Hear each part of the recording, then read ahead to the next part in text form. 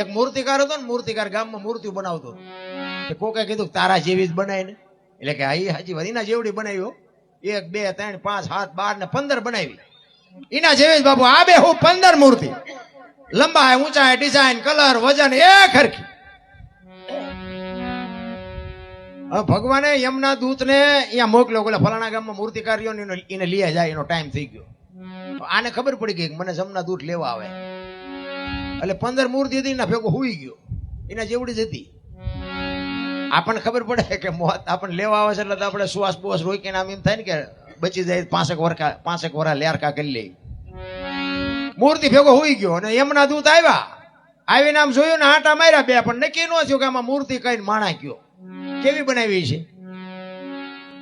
એમના દૂત વિચાર કરે ખારો મારો બેટા કારીગર તો કારીગર છે, આમાં માણા કોણ છે મૂર્તિ કોણ છે મને નક્કી નથી થતું. હવે લઈ જવાનો રહી જાય, બીજો હવે ડખો થાય કે આપણે નથી લઈ જવો, પાછો ગયો. ભગવાન કે લેવા મોકલ્યો તો કેમ ન આવ્યો? એ કે પણ હોળ હુતા છે. એ કે હોળ તો નહીં હતો, કે તો તમે જાઓ. ભગવાન આવ્યા ને, ભગવાને કાનની બૂટ પકડી કરે તારી કારીગરી મને આમાં નક્કી નથી થતું, મૂર્તિ કઈ માણા ગયો, કેવી બનાવી કેવી છે. પણ ભગવાન વિચાર કરે કે આ કપાતન ને હવે હું ન લેવા આવું તો બીજો આને લેવાય કોણ આવે, મારે તો લઈ જ જવો પડે ગમે એમ કરી. બે આંટા માર્યા નક્કી ન થયું ને પછી એક બાજુ ઉભો વખાણ મીડ્યો કરવા. એ કે આ કેવો કારીગર હશે, આની હથોડી કેવી છે, આની સીણી કેવી છે. તરત ઓલો હેલ્યો. એ કે મેં બનાવી. કે બેટા તારા હાટું જ આવ્યો છું, હાલ.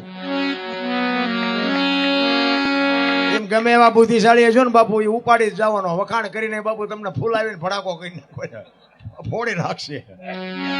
આમાં બુદ્ધિનો વિષય જ નથી. ગમે એટલા આ તો અહીંયા બાપુ રૂપિયા ખવાય છે અને તમને છૂટા કરી દે. અહીંયા કોઈ રૂપિયા ખાતું જ નથી. અહીંયા તો ડાયરેક્ટ મોટી કોર્ટમાં પાદરો કેસ હાલે ડાયરેક્ટ જ. અહીંયા વકીલ કોઈ હોતું જ નથી. અને અહીંયા એ ચુકાદો આપે એ જ સાચું, બાકી કાંઈ નહીં.